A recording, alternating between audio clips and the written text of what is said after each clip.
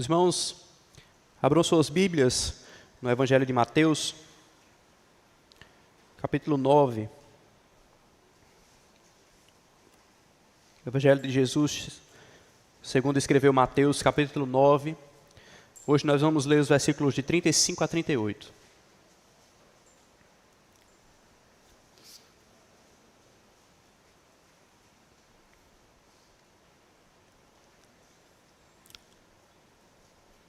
Mateus 9, 35 a 38. Todos encontraram? Amém? Vamos ler. E percorria Jesus todas as cidades e povoados, ensinando nas sinagogas, pregando o evangelho do reino e curando toda sorte de doenças e enfermidades. Vendo ele as multidões, compadeceu-se delas, porque estavam aflitas e exaustas, como ovelhas que não têm pastor. Então se dirigiu a seus discípulos: a seara, na verdade, é grande, mas os trabalhadores são poucos. Rogai, pois, ao Senhor da seara, que mande trabalhadores para a sua seara. Vamos orar ao Senhor? Pai querido, grande é o teu nome, Senhor. Tua palavra é poderosa para falar aos nossos corações. Estamos diante dela agora e te pedimos, ó Pai, que a tua voz seja ouvida em nosso meio. Que o Senhor venha ao nosso encontro com a tua palavra e fale conosco. Nós te pedimos, Pai, em nome de Jesus. Amém. Na cidade de Manila, capital das Filipinas, existia um grande lixão chamado Smoky Mountain. Era uma montanha de lixo imensa, chegava a ter 50 metros de altura, com inúmeras camadas de resíduos, uma por cima da outra, pilhas e mais pilhas de lixo. Tinha lixo por todo lado, era um lugar extremamente insalubre. Lá nessa montanha o fogo era constante, por isso a tradução do nome significa Montanha da Fumaça. Em Smoky Mountain havia uma favela que abrigava 25 mil pessoas. Era uma grande favela, no meio do lixo, no meio da fumaça. Aquelas pessoas estavam respirando poluição dia após dia, estavam convivendo com doenças, e tinha uma expectativa de vida de aproximadamente 40 a 45 anos. Era o que se esperava que elas vivessem nesse ambiente. É fácil de observar que essas condições não são condições dignas de se viver, mas por que aquelas pessoas moravam ali? Ora, elas moravam ali porque elas tinham ido para a capital procurar trabalho, procurar um meio de viver e não tinham encontrado. A capital não tinha dado espaço para eles. Então eles tiveram que ir para o lixão, trabalhar no lixão. Eles foram lá porque não tinham outra opção. 25 mil pessoas morando em meio à podridão e em meio à sujeira de um lixão. Esse cenário tão horrendo que nos causa tanta repulsa é semelhante a todos os outros que existem no mundo e que existem inclusive aqui na nossa cidade, e que é um lembrete impactante de como o pecado conseguiu destruir o ser humano, conseguiu subjugar o ser humano, humilhando o homem, fazendo com que ele viva em condições degradantes, separando ele do seu Criador, fazendo com que ele tenha que se submeter a viver na sujeira para conseguir um pedaço de pão. Assim estão as pessoas no mundo, elas estão vivendo em meio a uma sujeira moral. Elas estão sofrendo nas trevas, estão sofrendo sem esperança. Elas estão olhando ao redor e não conseguem enxergar a podridão na qual elas vivem. Porque o pecado fez isso com o mundo. Essas pessoas estão carregando pesos nas suas costas, estão carregando fardos nas suas vidas. Elas estão caminhando por esse mundo sem saber para onde vão. Mas louvado seja Deus, porque o nosso Deus enviou Jesus, e Jesus veio até esse mundo caído, Ele se entregou por pessoas aflitas, por pessoas exaustas, por pecadores como eu, como você e como os moradores de Smoky Mountain. Pessoas que precisavam receber vida, que estavam doentes e precisavam ser curados. Jesus veio como um médico para os que estavam doentes, para dar vida em abundância àqueles que creem. Jesus veio para restaurar todas as coisas, restaurar um mundo que estava caído, para estabelecer o seu reino nessa terra. E um dia nós sabemos que o nosso rei vai voltar para completar a restauração e para estabelecer o seu reino definitivamente nessa terra. Quando o mal vai ser destruído, aniquilado, quando a morte vai ser vencida, quando o pecado já não mais vai existir. Mas até lá, até esse dia chegar, nós somos responsáveis por fazer esse reino avançar e alcançar os lugares insalubres deste mundo e alcançar as pessoas aflitas deste mundo. Nós somos servos do rei e fomos comissionados para fazer esse reino avançar. É sobre isso que nós vamos falar hoje. O Evangelho de Mateus é conhecido como o Evangelho do Reino. Mateus se dedica a apresentar Jesus como o Messias prometido pelos profetas, o ungido de Deus que viria estabelecer o reino glorioso sobre o mundo. E ele queria falar justamente para uma comunidade de judeus que tinha recebido essas promessas ao longo de toda a sua história. Ele estava falando para aquele povo, aquilo que foi dito por meio dos profetas se cumpriu. E nisso que Cristo fez, nisso que Cristo ensinou. E significava que todo o plano da redenção, todas as promessas que Deus fez aos patriarcas e ao povo de Israel, tinham se materializado. O que isso significa? Isso significa que Deus estava habitando nas tendas de Sem, como predisse Noé. Significa que o cetro havia se estabelecido em Judá, como predisse Jacó. Significa que o descendente de Abraão veio e em Abraão seriam benditas todas as famílias da terra, como Deus prometeu ao seu servo. Significa que, como Isaías profetizou, o servo sofredor tinha passado pelo seu sofrimento. Como falou Malaquias, o sol da justiça tinha acabado de raiar. Em Jesus, Deus abre as portas da graça para todos. E agora não existe mais escravo ou livre, não existe mais homem ou mulher, não existe mais bárbaro ou cita, judeu ou gentio. Todos agora são um só em Cristo. Cada um é súdito do reino do céu. E não tem mais como impedir o avanço desse reino. Não tem mais como voltar atrás. Foi de Jerusalém até os confins da terra e vai chegar lá. E ele vai continuar avançando até que ele seja pleno em toda a terra. Nós que somos os discípulos de Cristo hoje, que integramos esse reino, nós somos comissionados por Deus para trabalhar nesse avanço. Deus nos incumbiu de fazer a sua glória conhecida neste mundo. Em todo o mundo. Em todos os lugares deste mundo que é tão grande. Porque o território do reino de Deus é toda a terra. Toda a terra pertence ao Senhor. E em toda a terra existem pessoas que precisam ouvir do Evangelho de Jesus, que precisam conhecer a Cristo, que precisam crer para serem salvos, que precisam receber cura e libertação por meio de Jesus. Em toda a terra há pessoas que precisam adorar ao Deus único e verdadeiro. E em obediência a esse Deus, nós temos que chegar até elas. Por isso eu convido você a meditar hoje sobre a nossa participação no avanço do reino. Ora, você pode perguntar, como é que nós devemos participar do avanço do reino? Esse texto nos mostra 3 atitudes que nós devemos ter para participar do avanço. A primeira atitude é que nós devemos nos dirigir às pessoas. Olha o versículo 35. E percorria Jesus todas as cidades e povoados, ensinando nas sinagogas, pregando o evangelho do reino e curando toda sorte de doenças e enfermidades. Nós sabemos bem, o ministério de Jesus era um ministério itinerante. Ele estava sempre indo para as cidades e povoados, ele estava sempre andando em direção às pessoas. Jesus tinha um foco muito bem definido, que era expandir o reino por onde quer que ele andasse. E o reino não se restringia apenas a Jerusalém, não apenas à Judéia, mas ele alcançava também a Galileia, alcançaria Samaria, alcançaria todo o território de Israel e alcançaria todo o mundo. Significa que Jesus tinha que estar andando, caminhando em direção àquelas pessoas que precisavam ouvir. Jesus não ficava sentado na porta da cidade, esperando que as pessoas, ao ouvirem a fama dele, fossem até ele para ouvir o que ele tinha a dizer. Embora que por onde Jesus passasse, as multidões afluíssem. Mas perceba que existe um movimento que parte de Cristo. É ele que vai em direção às pessoas para pregar, para curar, para libertar. Jesus sempre saía de onde ele estava e ia até onde os homens estavam. E o que é que ele fazia nesses lugares por onde ele andava? Mateus nos dá uma descrição do que consistia o ministério de Jesus. Tinha 3 atividades principais, é o que ele nos fala. A primeira atividade é que ele ensinava nas sinagogas. Nós sabemos que Jesus era um mestre por excelência. Então ele ia para as sinagogas, ele abria as escrituras e ele expunha com autoridade aquilo que elas estavam falando. E mais ainda, eles mostravam que as escrituras se cumpriam nele.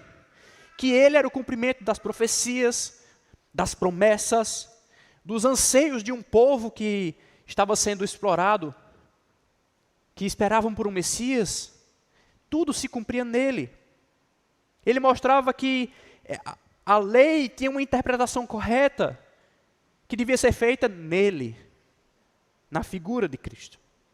A expansão do reino não acontece sobre um fundamento novo, mas acontece sobre a palavra de Deus, que já existe desde sempre. Porque a fé vem pelo ouvir e ouvir a palavra de Deus. Então Jesus ensinava nas sinagogas. A segunda atividade do ministério de Jesus é que ele pregava o evangelho e o reino. Ele também tinha uma mensagem nova. Ele também dizia que o reino havia chegado e que os homens precisavam se arrepender dos seus pecados para entrar nesse reino. Existia uma nova era, um novo momento, era uma nova fase que estava sendo inaugurada na história da humanidade, e era Deus que estava fazendo. E aqueles que precisavam ser libertos, que precisavam ser curados, iriam encontrar essa libertação e essa cura, porque Jesus estava fazendo isso. O evangelho do reino é a boa nova de que os males desse mundo são vencidos, que o inimigo das nossas almas está derrotado.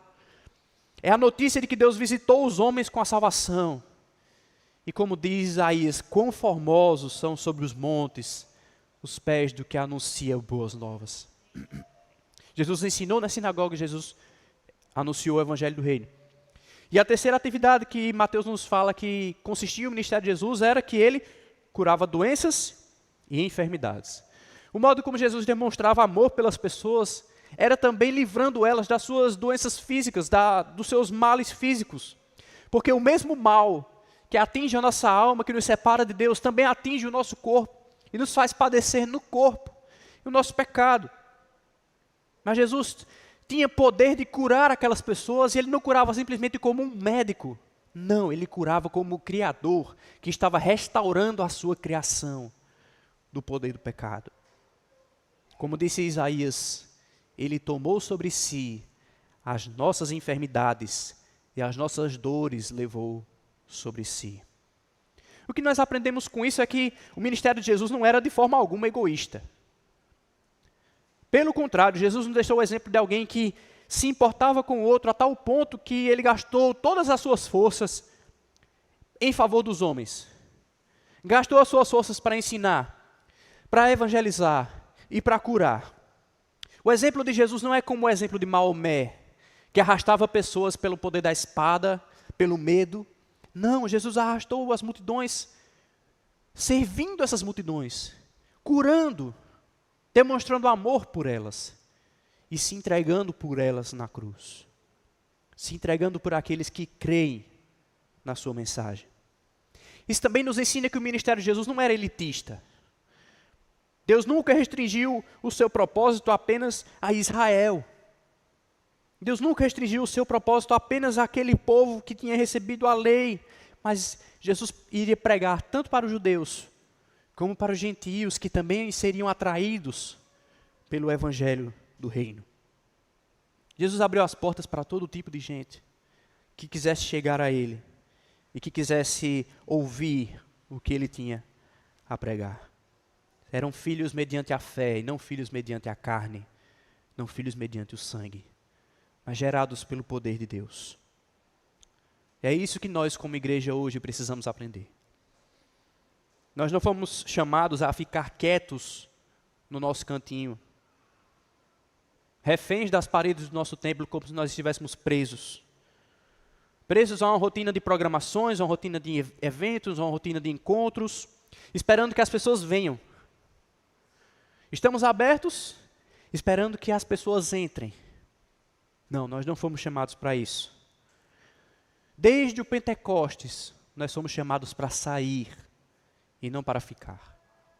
Nós somos chamados para ir onde as pessoas estão, para nos dirigirmos às pessoas e não esperar que elas venham. Nós somos chamados para anunciar, para ensinar, para evangelizar e não para ficar calados, guardando, entesourando a mensagem conosco. Nós não temos esse direito de nos fecharmos em nós mesmos, de reduzirmos a obra do Senhor a virmos para as programações da igreja. Nós não temos esse direito. Mas alguém pode dizer, mas isso eu já ouvi. Eu já ouvi alguém falar isso várias vezes, e de fato, não é a primeira vez que alguém fala essas coisas. Isso torna as coisas muito mais graves. Porque nós já sabemos o que devemos fazer. Nós dizemos aos quatro ventos que a teologia reformada é a teologia que mais se aproxima da Bíblia, mais se aproxima das Escrituras. Nós dizemos que nós somos uma denominação bem estruturada, que nós temos recursos sobrando para fazer a obra, e ainda assim, nós continuamos com o pensamento elitista de Israel. Nós dizemos assim: Deus me escolheu, agora o que eu preciso fazer é sentar e esperar que Ele venha me buscar.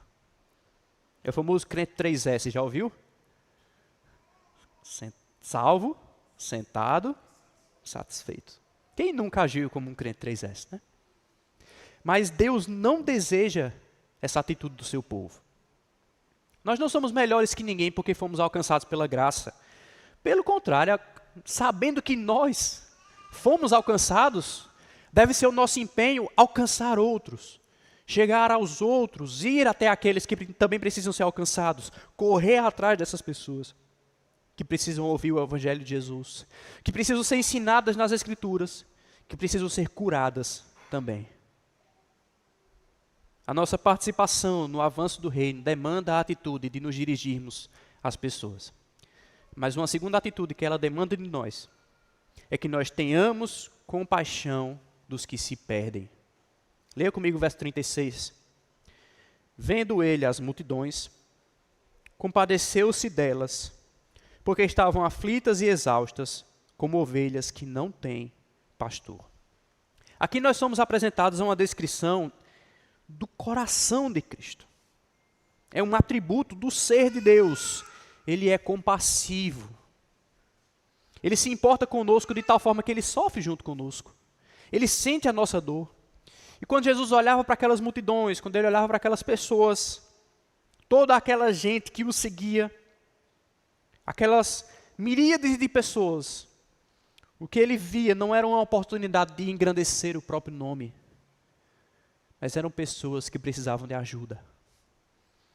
Eram pessoas que precisavam de alimento para a alma. Pessoas que precisavam de descanso. Era assim que ele enxergava as multidões. É necessário prestar atenção aqui ao que Mateus diz, porque ele fala que as multidões estavam aflitas e exaustas. E elas estavam cansadas, não era simplesmente da caminhada de ficar andando atrás de Jesus para lá e para cá, não. Elas estavam cansadas de carregar um peso nas suas vidas, de carregar fardos que ninguém conseguia libertar. Elas estavam cansadas de serem desprezadas, de serem colocadas de lado, de sofrerem a rejeição do mundo, de sofrerem a rejeição mesmo daqueles que diziam ser servos de Deus.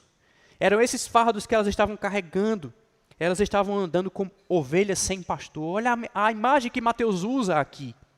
Ele estava dizendo, essas pessoas eram como ovelhas que não tinham quem as conduzisse. Para onde vai uma ovelha sem pastor? Ela vai para a perdição. Uma ovelha sem pastor tem que procurar o próprio alimento, porque ninguém dá o que ela possa comer. Ela tem que procurar água para beber, porque não tem quem dê de beber a ela. Ela caminha demais, sem saber para onde ir, procurando.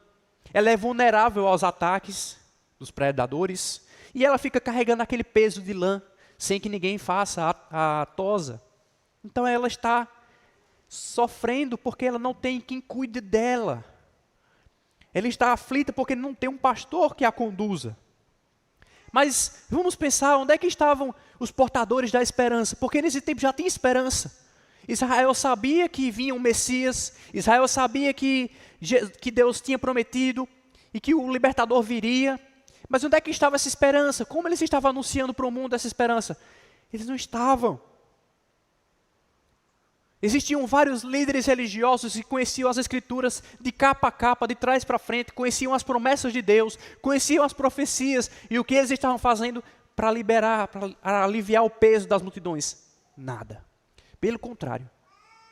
Jesus fala para os fariseus que eles estavam colocando um peso maior sobre as pessoas. Eles estavam colocando um fardo pesado demais sobre elas. Jesus diz, vocês nem entram no reino, nem deixam os outros entrarem. As pessoas estavam exaustas, por quê? Porque havia pessoas da religião que colocavam um peso sobre as costas delas. Para que serviam aqueles que deveriam conduzir o povo, não serviam para nada. Em vez de serem luz, eles estavam trancando o povo nas trevas, na escuridão. Era assim que estava a multidão. Até que Cristo, o bom pastor que dá a vida pelas suas ovelhas, contemplou nas multidões mais do que as suas necessidades físicas, mais do que a fome e a sede. Contemplou o cansaço, a aflição. E foi até elas, tendo compaixão dessas multidões. Por isso, Jesus também diz, venham a mim, todos vocês que estão cansados e sobrecarregados, e eu darei alívio a vocês. Tomem sobre vocês o meu jugo e aprendam de mim, porque eu sou manso e humilde de coração, e vocês vão achar descanso para a sua alma, porque o meu jugo é suave e o meu fardo é leve. Meus irmãos, Cristo é manso e humilde, e Ele se compadece daqueles que estão cansados, daqueles que estão sobrecarregados, daqueles que estão aflitos. E não é difícil olhar para a nossa realidade hoje e ver um cenário igual, ou até pior. O que nós mais vemos hoje são pessoas sofrendo, pessoas aflitas, pessoas exaustas, pessoas que ainda não encontraram descanso para a alma, pessoas que carregam fardos de culpa, fardos de sofrimento, fardos de dor, de exploração, de abusos, que vivem por aí com a alma abatida. É o que mais tem nesse mundo. Pessoas que não conhecem o bom pastor, que andam por aí sem rumo, são pessoas que não conhecem a Deus. E essas multidões que não conhecem a Deus, que não são conduzidas pelo bom pastor, estão sendo conduzidas para o inferno, para a condenação eterna.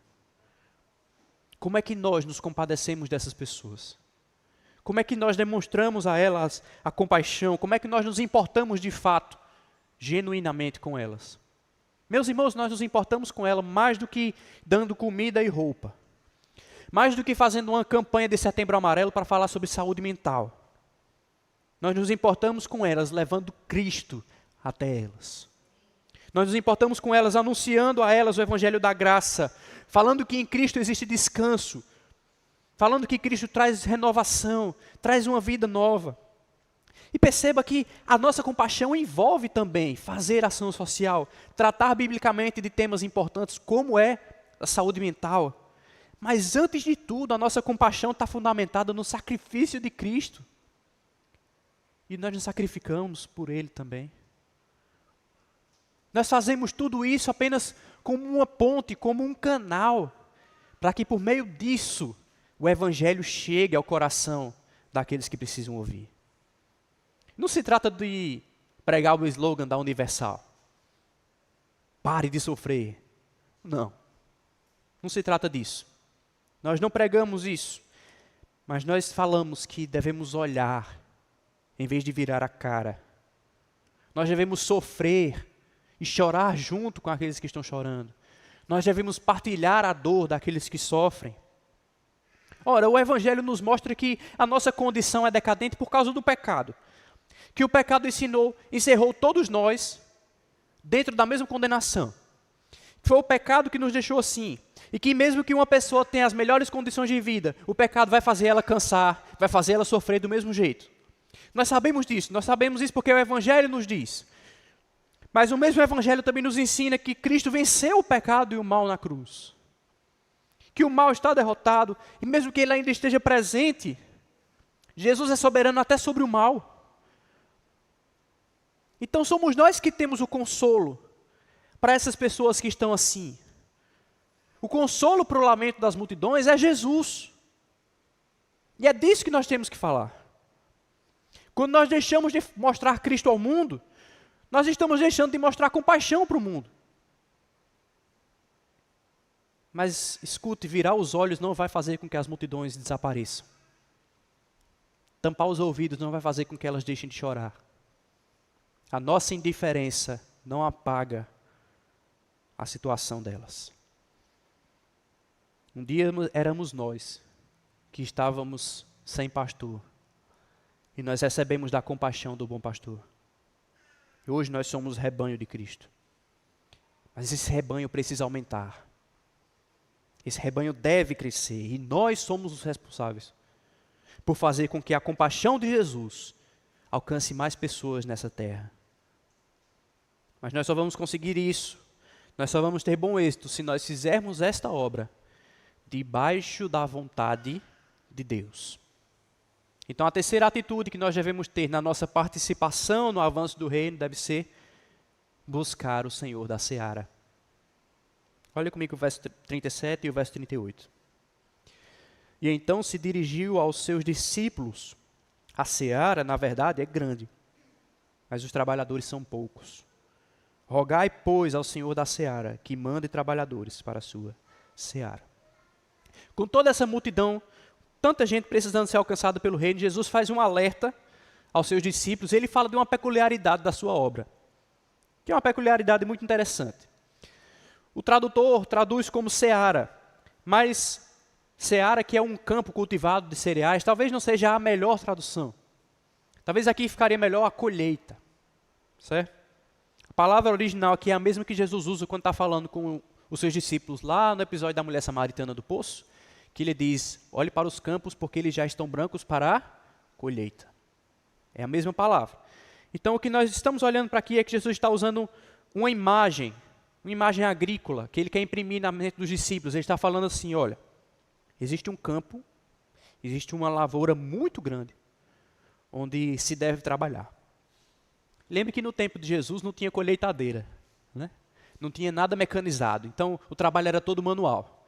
Então quando um dono de uma grande lavoura precisava fazer a colheita, o que é que ele fazia? Ele contratava muitas pessoas, distribuía as funções, e as pessoas faziam a colheita e traziam os produtos. Vocês lembram de Ruth?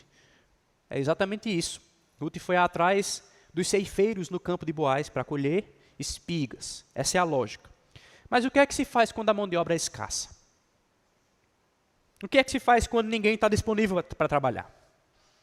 E a questão é toda essa. Jesus disse que existe um desequilíbrio.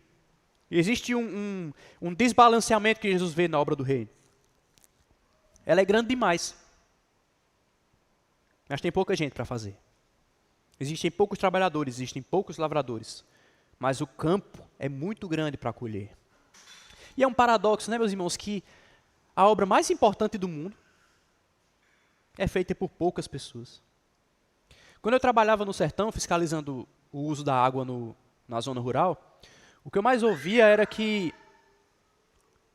os trabalhadores diziam assim: hoje em dia ninguém quer trabalhar. Ninguém quer mais vir para o campo. Ninguém quer mais lidar com gado, ninguém quer mais trabalhar na plantação, ninguém quer mais tomar conta de uma fazenda. Hoje em dia você não encontra mais quem queira trabalhar. Eu ouvia isso em todo o sítio onde eu entrava. Eram poucos os que se dispunham para o serviço.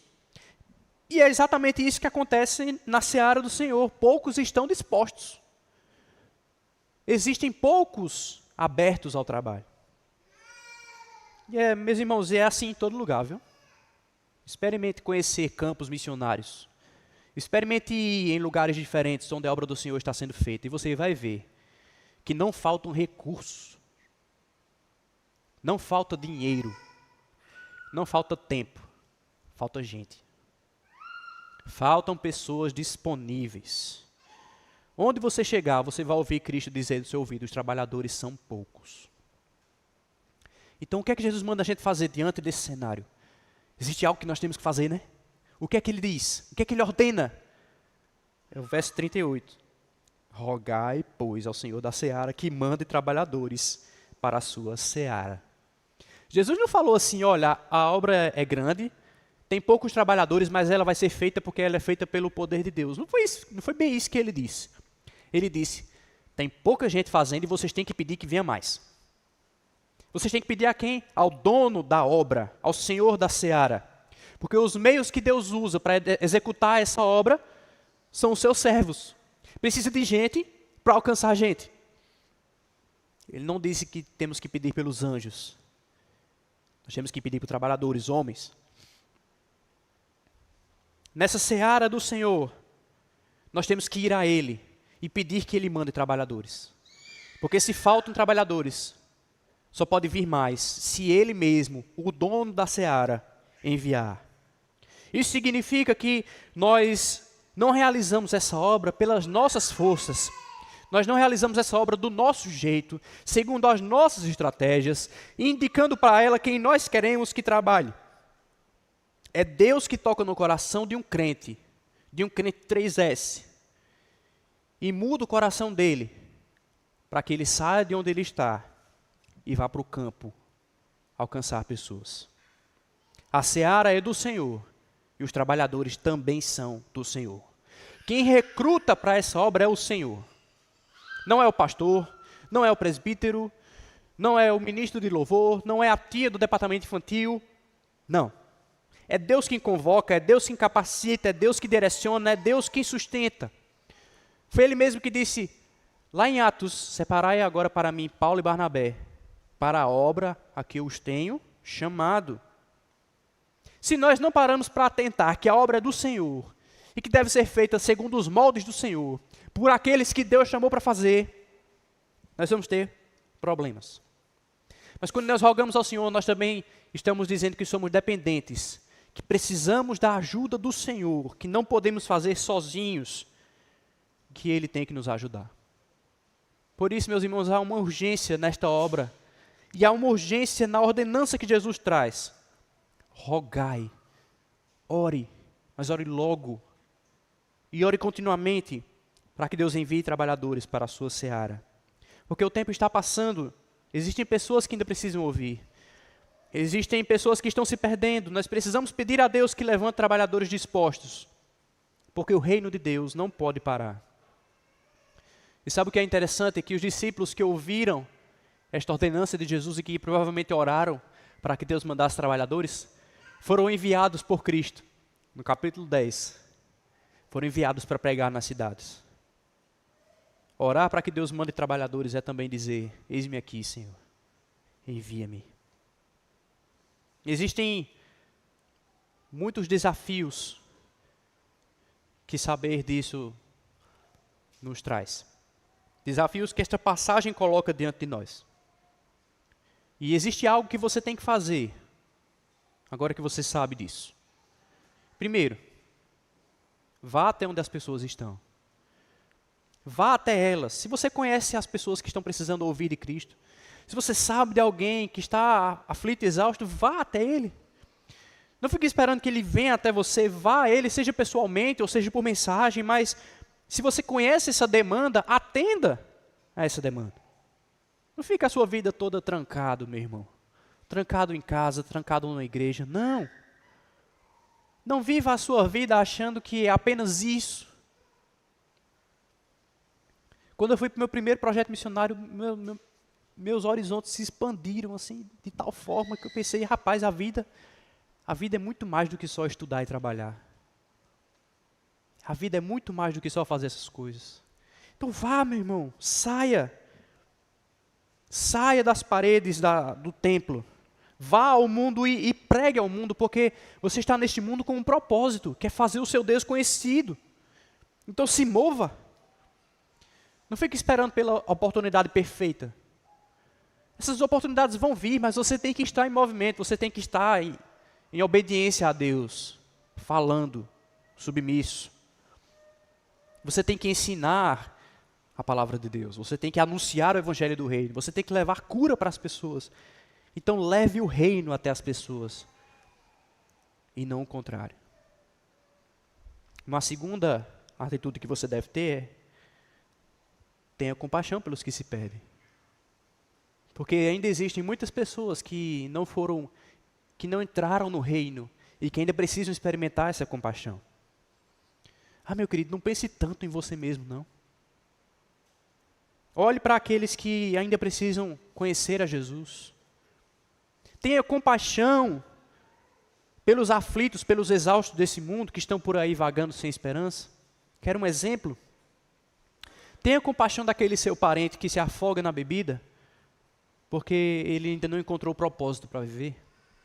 Tenha compaixão daquela velhinha que já foi tão frustrada na vida, que ela perdeu a fé, que ela não acredita em mais nada, que ficou cética. Tenha compaixão daquele seu amigo que já está no 7º relacionamento, porque ele está procurando em namoro aquele que ele só pode encontrar no Senhor. E ele ainda não sabe disso. Tenha compaixão daquela pessoa que já foi da igreja, mas o peso da religiosidade ficou pesado demais nos ombros dela e hoje ela não quer mais congregar.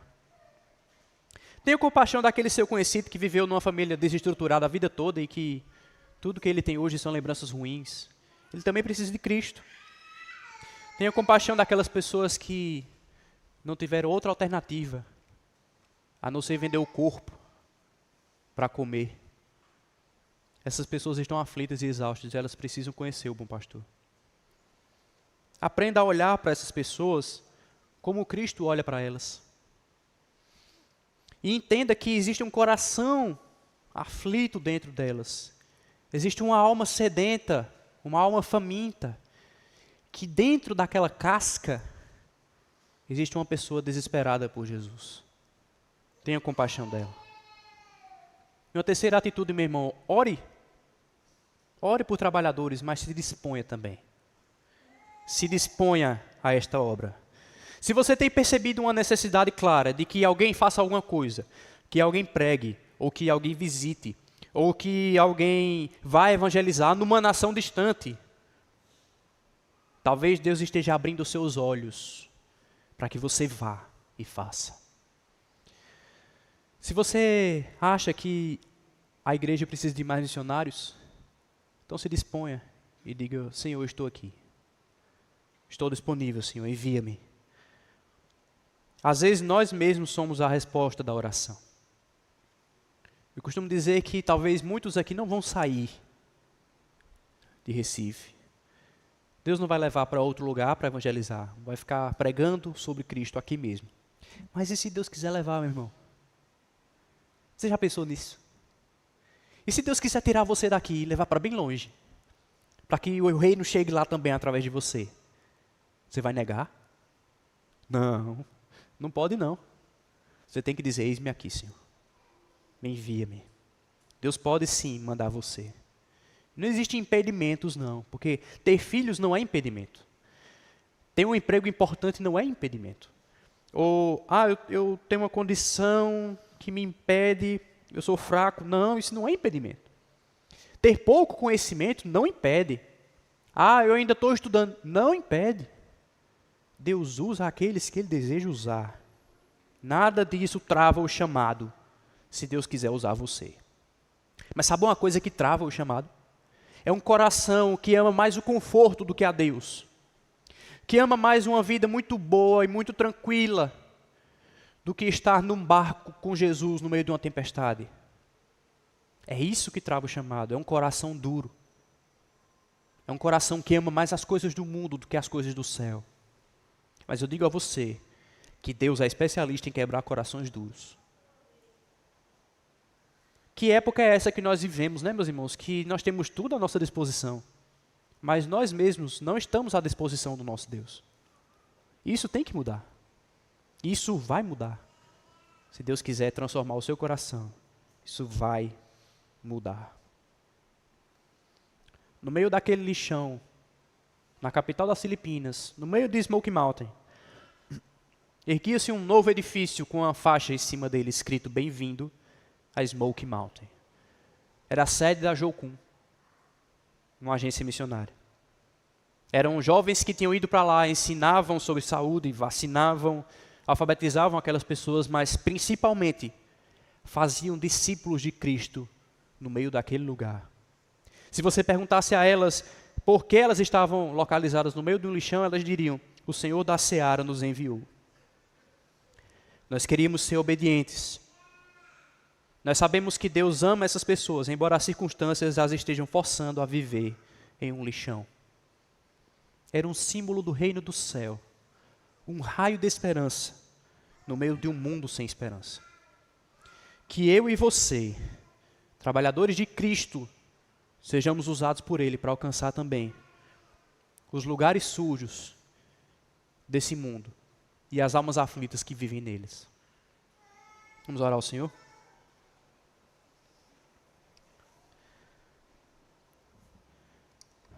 Senhor Deus, louvado seja o Teu nome, meu Pai. Louvado seja o Teu nome, meu Pai, porque o Senhor fez o reino chegar até nós. O Senhor abriu a porta para nós e nós entramos. Louvado seja o Senhor, Pai, porque é pelo Teu poder que isso acontece, é pela Tua graça. Não há nada em nós, ó Deus, que justifique, mas simplesmente a Tua compaixão por quem nós éramos. Obrigado, Pai, pela salvação. Mas ainda tem um monte de gente, Senhor, que não entrou. Tem um monte de gente que ainda não conhece a Ti, Senhor, e que ainda está aflita, ainda está exausta nesse mundo. Nós precisamos, ó Pai, que o Senhor levante pessoas para trabalhar nessa obra. Nós precisamos, Senhor, que o Senhor levante trabalhadores para esta seara. Ó Senhor, manda mais pessoas para esta seara. Manda mais trabalhadores, Senhor, nós precisamos. O Teu reino precisa avançar, Senhor. E se é o Teu desejo nos enviar, Senhor, estamos aqui. Estamos aqui, Senhor. O nosso coração está nas Tuas mãos. Nós Te oferecemos Ele, sinceramente. Nos envia, Senhor, para onde o Senhor desejar nos enviar. Mas nos usa, Pai, como instrumentos para fazer o Teu reino avançar nesse mundo. Para fazer esse mundo ser cheio, Senhor, repleto da Tua glória. Para que as pessoas conheçam a Tua glória, Senhor, como as águas cobrem o mar. Usa a Tua igreja, Senhor, para isso. Envia-nos, ó Deus. Envia-nos e tem misericórdia de nós. Porque muitas vezes, ó Pai, somos relapsos. Amamos o conforto. Amamos o dia a dia. Amamos as benesses da cidade grande, Senhor. Mas não amamos aqueles que se perdem e deixamos de amar ao Senhor. Tem misericórdia de nós, Senhor. Reverte esse quadro hoje, Pai. E nos envia. Envia-nos, ó Deus, seja para perto, seja para longe. Mas faz de nós instrumentos do avanço do Teu reino, Senhor. Nós Te rogamos, ó Pai. Em Cristo Te oramos, em nome de Jesus.